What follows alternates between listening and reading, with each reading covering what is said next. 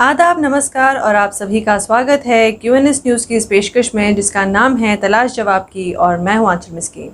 आज जिस रिपोर्ट पर हम बात करने आए हैं उससे जुड़ी वीडियो हमने आप सबसे पहले अपने पोर्टल पर आपके लिए लाई थी, जिसमें एक ब्लाइंड मर्डर केस के बारे में हमने आपको बताया। इसी में पुलिस ने बिना समय गंवाए चंद घंटों में ही इस केस को सॉल्व किया। हुआ यूँ था कि पुलिस स्टेशन ज़कूरा को एक इन्फॉर्मेशन मिली थी कि 50 वर्षीय सलीमा, वाइफ ऑफ अब्दुल रहमान डार, जो प्रेजेंटली गुलिस्तान कॉलोनी गुलाबाग में अपने परिवार के साथ एक किराए के मकान में रह रही थी, उनकी कुछ अनजान लोगों ने हत्या कर दी और वहां आसपास के रहने वालों ने उन्हें हॉस्पिटल शिफ्ट किया, जहां डॉक्टर्स ने उन्हें ब्रॉड डेड घोषित किया।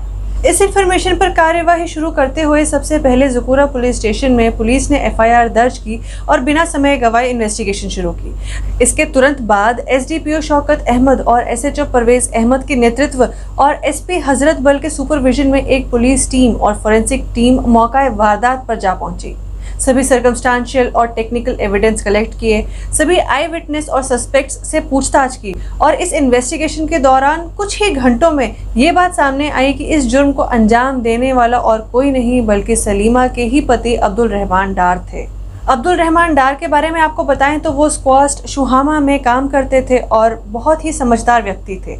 अपने धर्म को मानने वाले और पक्के तौर पर फॉलो करने वाले इंसान थे, पर फिर भी उन्होंने सब जानते हुए इस संगीन जुर्म को अंजाम दिया। इस केस के बारे में डिटेल्स जानने के लिए जब हमने पुलिस से बात की तो एसएचओ परवेज अहमद ने जानकारी दी कि अब्दुल रहमान डार को शक था अपनी बीवी के पाक दामन ना होने का, तो सिर्फ अपने शक के बिना पर उन्होंने अपनी बीवी सलीमा का मर्डर करने का प्लान किया। उसी के तहत सबसे पहले उन्होंने अपने बच्चों को स्कूल भेजा और फिर खुद दफ्तर के लिए निकल गए। इस सारे किस्से में ट्विस्ट अब यहीं से आता है। अब्दुल अपने घर फिर वापस आते हैं और अंदर आने से पहले अपने अगल बगल के इलाके का मुआयना करते हैं कि उन्हें कोई देख तो नहीं रहा। बस मौका पाते ही वो अपने घर का दरवाज़ा खटखटाते हैं और जैसे ही उनकी बीवी यानी सलीमा दरवाज़ा खोलती है तो वो उन पर हमला कर देते हैं और एक तार से उनका गला दबाते हैं। अब ये एक हादसा दिखे और लगे कि वो इलेक्ट्रिक शॉक से मरी है, इसके लिए वो सलीमा को घसीटकर किचन में ले जाते हैं और जिस वायर से उनका गला दबाया उसी वायर के एक सिरे को किचन के हीटर में झोंक देते हैं। इन सब को अंजाम देने के बाद मौका देखकर अब्दुल फिर अपने घर से दफ्तर की ओर निकल लिए। कुछ समय बाद पीछे से कुछ हलचल होने पर जब पड़ोसियों ने सलीमा को इस हाल में पड़े हुए देखा तो वो फटाफट से उसे हॉस्पिटल की ओर ले गए। वहीं बॉडी के एग्जामिनेशन के बाद डॉक्टर्स ने ही बताया कि जिस तरह के निशान उसके गले पर बने हुए थे वो नेचुरल नहीं थे, ये मर्डर की ओर संकेत दे रहे थे। इसी के बाद पुलिस में इंफॉर्मेशन गई और सारी कार्यवाही शुरू हुई। फिर वहीं पूछताछ के दौरान ही उन्हें अब्दुल की हरकतों से शक हुआ। कड़ा रुख अपनाते हुए जब पुलिस ने अब्दुल को आड़े हाथों लिया तो उसने खुद ही अपना जुर्म कबूला। यहाँ ये पूरी जानकारी से पुलिस और एसएचओ ज़कूरा परवेज अहमद की अलर्टनेस और अप्रोच को अप्रिशिएट करना बनता है, क्योंकि उन्हीं के एफर्ट्स से ये हो पाया कि ये केस कुछ ही घंटों में सॉल्व हो गया और मुजरिम समय से जेल पहुँच गया। यहाँ हम ये ज़रूर कहना चाहेंगे कि अब्दुल ने जो भी किया वो बिल्कुल सही नहीं किया, किसी हालत में सही नहीं किया। शक से इतना भी दिमागी संतुलन खोना सही नहीं कि सच की पड़ताल किए बिना ऐसा डिसीजन या ऐसा फैसला लिया जाए। किसी की जान लेना कोई मजाक नहीं है और ना ही छोटी बात है। ऐसे फैसलों से किसी को मारने से कोई मसला हल नहीं होता। ऐसे में समझबूझ से काम लेना बहुत ज़रूरी है। सोचिए उनके बच्चों का क्या होगा, क्या फ्यूचर रहा उनका। देखते ही देखते अनाथ हो गए वो बच्चे।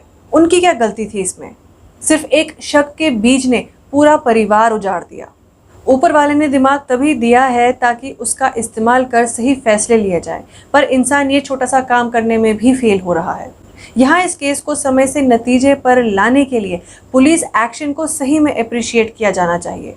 ये आज पहली बार नहीं है जो पुलिस ने इस तरह स्विफ्टली काम किया हो। पहले भी इसी तरीके का केस यहाँ से रिपोर्ट हुआ जिसमें गुलाबाग में रहने वाले एक व्यक्ति गुलाम अहमद मीर को बस एक झगड़े के कारण 4 लोगों ने मिलकर मार दिया और इस केस को भी 24 घंटों में ही पुलिस ने सॉल्व किया था। जिन्होंने गुलाम अहमद मीर की हत्या की वो बाप, बेटा और 2 बेटियां आज जेल में हैं और माँ घर पे अकेले है। 2 परिवार देखते ही देखते उजड़ गए। यहाँ जिसको मारा जाता है सिर्फ उसका परिवार ही नहीं खराब होता, बल्कि साथ ही जिसने मारा उसकी खुद की जिंदगी बर्बाद हो जाती है। सोचिए क्या होगा इनका, पूरी जिंदगी जेल में बितानी होगी। ऊपर वाले ने जिंदगी दी है कुछ अच्छा करने के लिए, जिन्हें ऐसे लोगों ने एक पल में बर्बाद कर दिया। इसी तरह के और एग्जाम्पल्स हम आपको याद दिलाते हैं, जिसमें पुलिस के स्विफ्ट एक्शंस के किस्से आप तक हमने हमारे अपने पोर्टल के जरिए पहुंचाए। जैसे वो लाल बाजार का किस्सा, जिसमें इलीगल इंक्रोचमेंट पर पुलिस ने सख्त कार्यवाही की, जिसकी जड़ें 2016 से फंसी हुई थी।